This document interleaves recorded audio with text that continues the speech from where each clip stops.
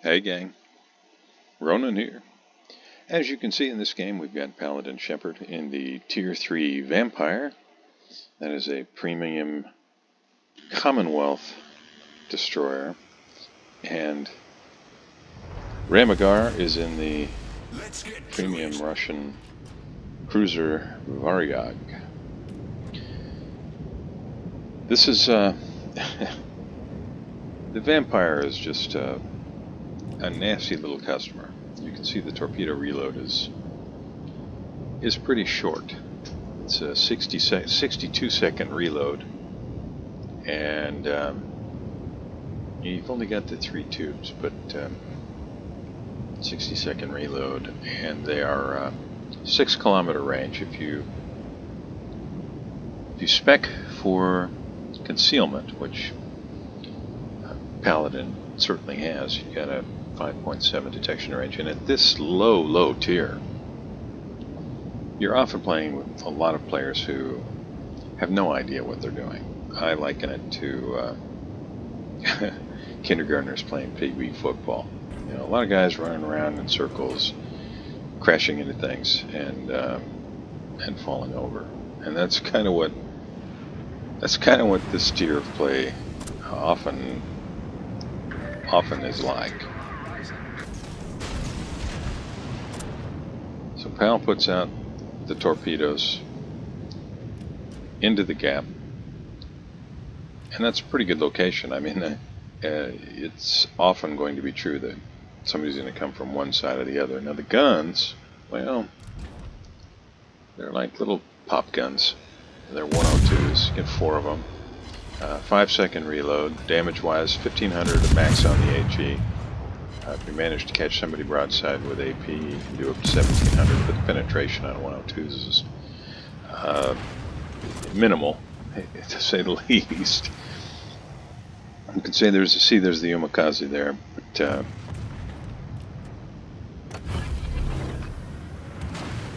engine boost activated. That's really not much of a threat, especially nose end like that.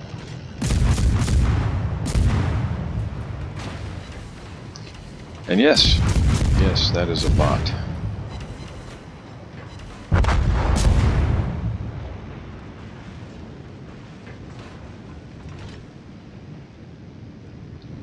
This is one of those games where there weren't enough players playing in very low tiers to fill out the entire team, so there are some bots.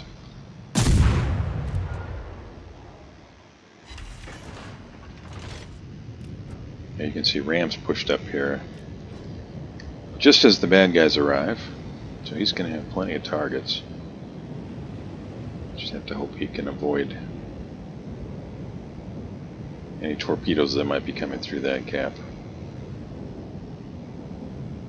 There's quite a bit bunched up there. So we got a friendly Young Zhang that's moved out here in front. Presumably wants to get a torpedo strike on the Bellerophon? Do I have that right?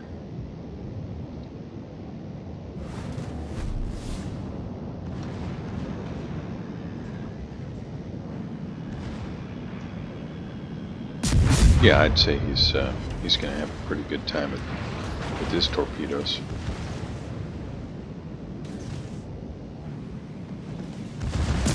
Well, probably not happy that he didn't land them all, but he landed a couple.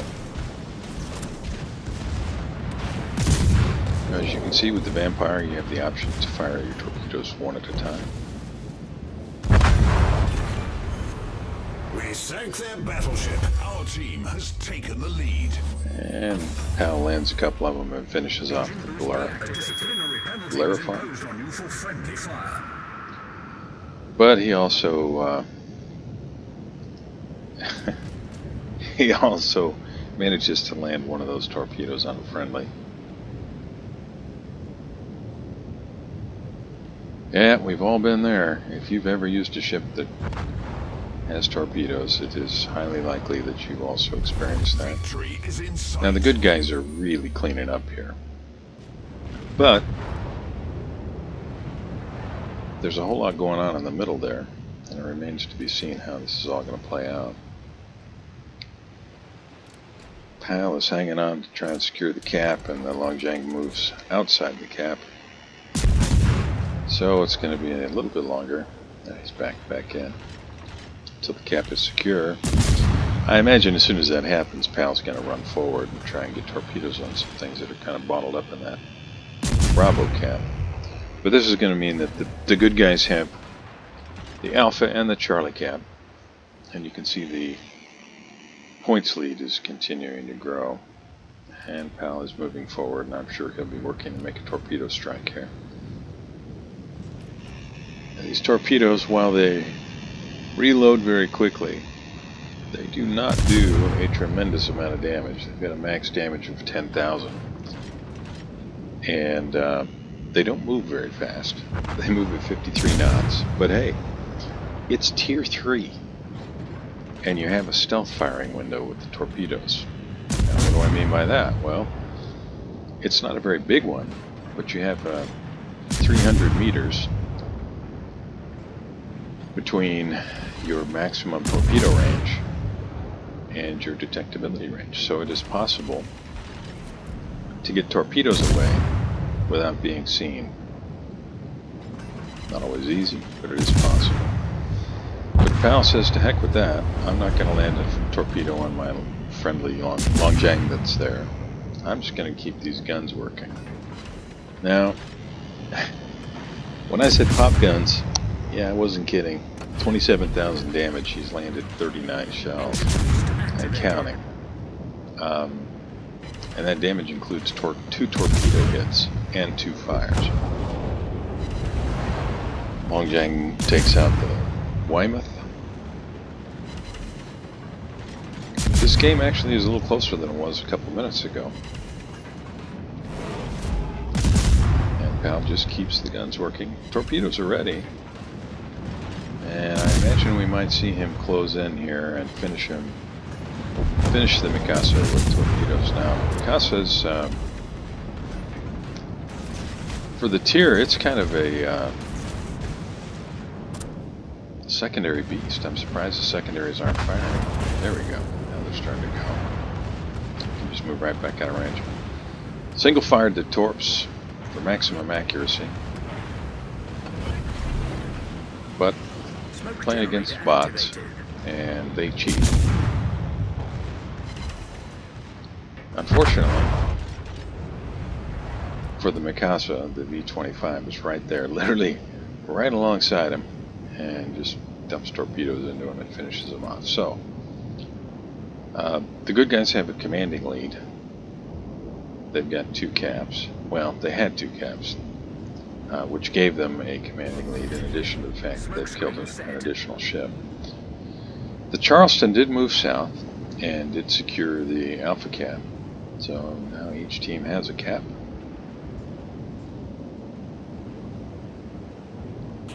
Ram and the friendly Charleston are on the north side of the island, which leaves friendly Mikasa, friendly B-25, and our hero Paladin Shepherd here on the south side of the island chain.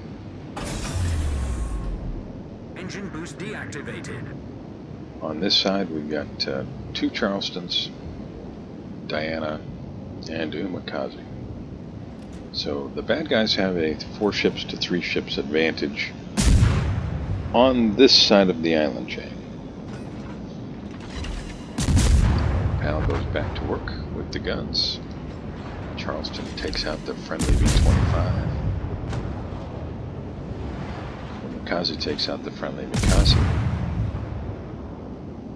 And the bad guys have a 4 ships to 3 advantage.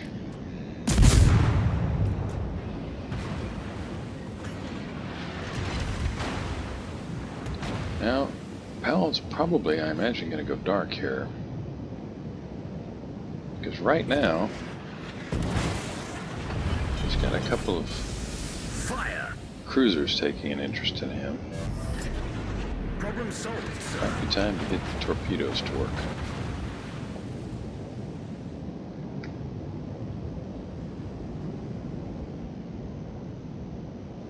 I'm not sure if that Charleston is just sitting there just because, or whether he's gone AFK, or just what happened there. But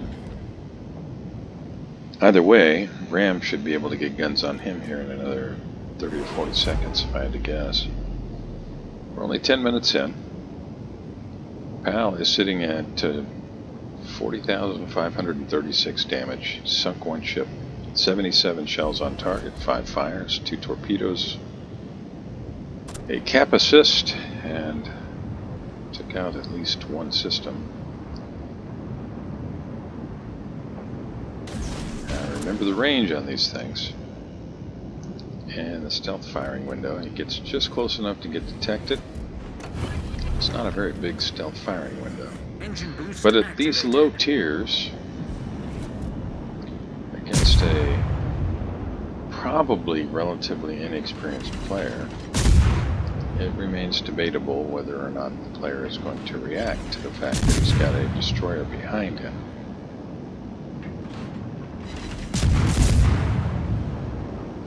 It doesn't look like he did, and that means that PAL gets to pick up a Confederate. That's pretty awesome at Tier 3 ship. 47,000 damage, couple of kills. There's another kill. We destroyed an enemy cruiser. And Ram gets blapped by the Charleston, who was not AFK or came back. Either way, he did some work there against Ram. And this is suddenly looking a little bit more like a game. Bad guys have 2 caps. Good guys only have 1. And that Charleston, he's got a lot of guns. And PAL's only got 9,400 hit points. Now, one really nice thing about Vampire is it's tiny. It is not an easy ship to hit at almost 9 kilometers.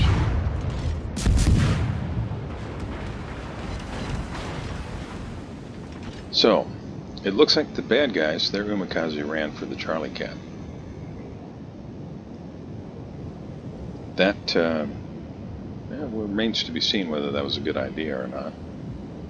He's pretty banged up, doesn't have much in the way of hit points. Maybe he felt that was the best way for him to contribute, was trying to secure a cap. But that leaves the Charleston in position to secure the Bravo cap, assuming he doesn't get spotted and somebody resets him by landing a shell on him.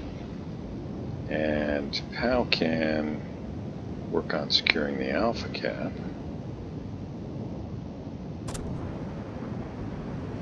The good guys maintain their lead here, but not by much. Bad guys do flip Charlie in their favor. And PAL goes to work with the guns. And you can see that the enemy Charleston has reset the friendly Charleston and the Bravo cap. So PAL securing this cap becomes even more important.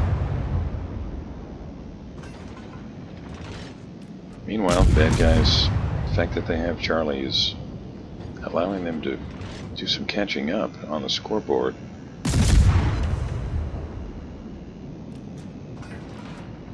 Now you can see that these shells go into low Earth orbit. It is not easy to land shells at almost 9 kilometers, and much of anything at Tier 3.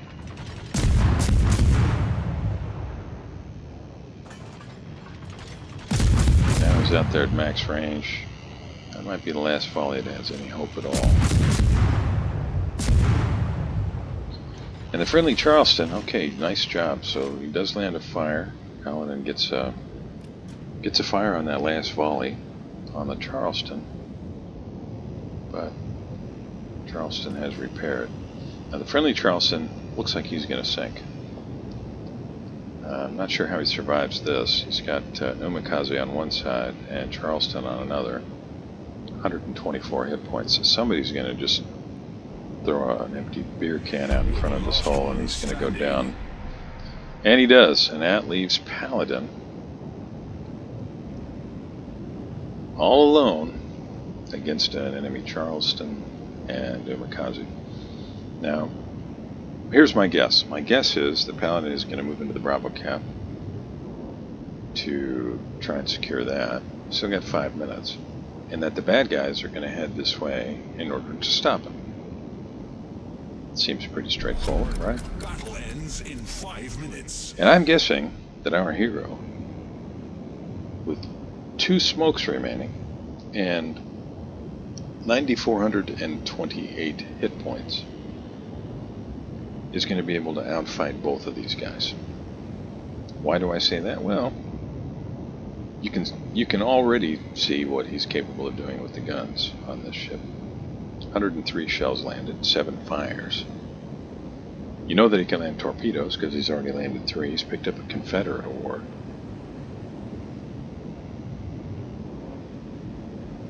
And he sent me the game replay file. So, I've got a very good feeling about this, despite the fact that the bad guys have a 133-point lead and a 2 ships to 1 advantage.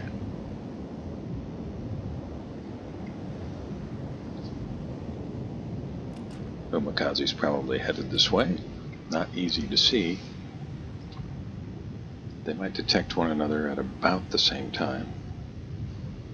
I don't remember what Umikaze's detection radius is if the commander is spec'd for concealment expert, but it's probably comparable to the Vampire. So any second we're going to see the Umikaze. There he is. Hal gets right to work with the guns. Does manage to get another fire. Umikaze lands a torpedo. Robs Pal of half of his hit points, but he is very nearly dead. A little bit of drama as we wait for a shell to land. And there it is. And that's 4 kills for Paladin and Shepard. He's not detected, which means that Charleston either went north or turned around and went back toward Alpha. Now there's still almost 3 minutes, 2 minutes 48 seconds left. Assuming Charleston doesn't get back into the Alpha cap, maybe the good guys win on points, but it's not going to happen that way. I can see the writing on the wall here. Great game, pal. Great game, and thanks for sending me the replay file. Those of you joining me, thank you very much. Please like and subscribe, and I'll see you next time. I'm sensing a quacking.